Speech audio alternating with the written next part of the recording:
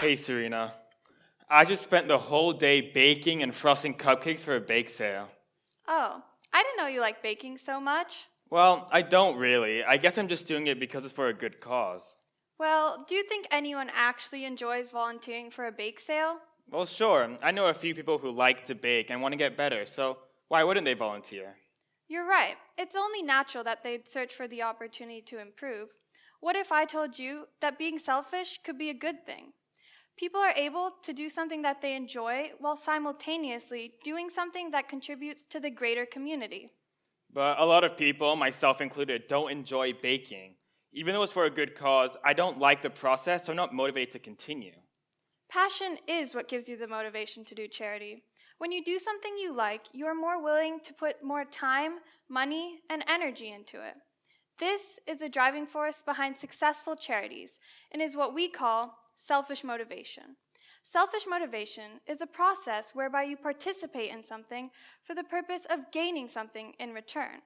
Applying this to community service is if you choose something you like, then you'll be able to acquire new knowledge and skills while also being able to help out a good cause.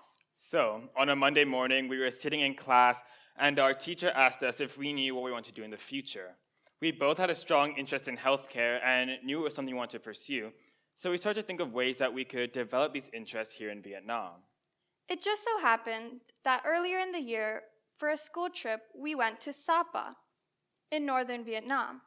As we were hiking through the Lao Cai province, we saw gleeful children frolicking around barefoot, entertaining themselves with just sticks and stones, with mud splattering each step they took.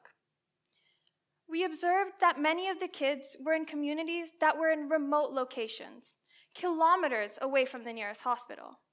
It was only natural that we wanted to help, and with our passion being so closely related to their problems, it only made sense to take action. That's why we created our organization, Meet Medical. Meet Medical provides first aid kits and hygiene supplies to rural communities in Vietnam. This was our selfish motivation. We were passionate about medicine, but we were also driven to help our community. With Meet Medical, we were not only able to give, but we gained a lot in return. We got the chance to take a course to get first aid certified. We got to talk to medical professionals as we had to reach out to a local clinic in order to help fund Meet Medical, and we got to explore our interests in a whole lot more depth throughout the whole process. Aside from the natural fulfillment of giving, selfish motivation gives you another reason to drive your charity, which is how our interest in medicine made us more inspired and determined to meet our group's goals.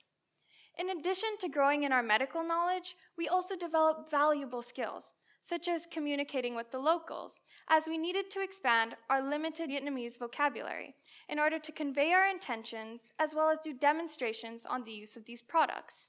Then we worked on our collaborative skills.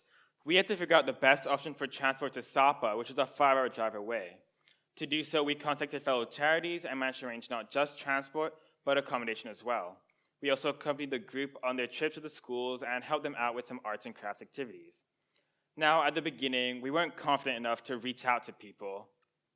But Meet Medical helped to break us out of our comfort zone, as there were kids in Sapa who we were doing this for. Having people depending and relying on us gave us the resilience necessary to take action. Along the way, we faced the various obstacles which forced us to think on the spot and develop our problem-solving skills. For instance, on our first trip, we realized we didn't have enough soap bars for each of the students. So rather than leaving some of them empty-handed, we gave them all to the principal to use in the communal lavatory. We did so much in Hanoi in preparation for our first trip that we forgot about the real kids in Sapa, with real lives and real problems that they face. We spent hours upon hours planning the logistics of the trip, raising funds, and collecting first aid kits and hygiene supplies. Before our first trip, we could only imagine what their lives were truly like, because at the time, they were just names on a paper to us. But from the moment that we first met the kids, we were filled with such a strong sense of purpose. It was indescribable. One of the kids we got to meet was named Zoe. She took us to her bamboo house on stilts and showed us around the outside, where she would play with the pigs and the water buffalo that her family owned. Running around along with the other kids from the local school, she clambered over mounds of dirt, picking up leaves as she went to give to the water buffalo. With the Vietnamese that we had at our disposal, we asked her more about her life and her friends. She told us that she really enjoyed to play with the animals and absolutely loved to go to school. The entire time she spoke, she had the widest smile on her face. And in those moments, we realized that Meet Medical was more than just our passion project. When we were back at the local school, we went through demonstrations on how to properly wash your hands with soap and how to brush your teeth. As we spoke, we noticed the kids were paying a lot of attention to what we were saying. These skills that we used every day were skills that they didn't have. What we were doing in Meet Medical was important, and we were teaching kids valuable life lessons that could save them from a range of hardships later on in life. The soap, for one, served as a preventative method to common ailments such as E. coli, the flu, and many others. Knowing how challenging it is for females in rural areas to have access to adequate feminine products, it became an area of concern for us. Many women must resort to using leaves or even ash in replacement to pads or tampons. That's why we decided to allocate a portion of our funds into purchasing sanitary napkins for the women and girls in these communities. In the mountains, people are a lot more susceptible to injuries such as cuts and scrapes, and as such, we found it necessary to include antiseptics and bandages in our first aid kits. We also included flu and indigestion medicine as well as painkillers. Alongside all these products, we included instructions in Vietnamese on how and when to use them. Our passion for medicine was really the driving force, but after meeting the kids and seeing the impact we had on them, we were motivated to go even further.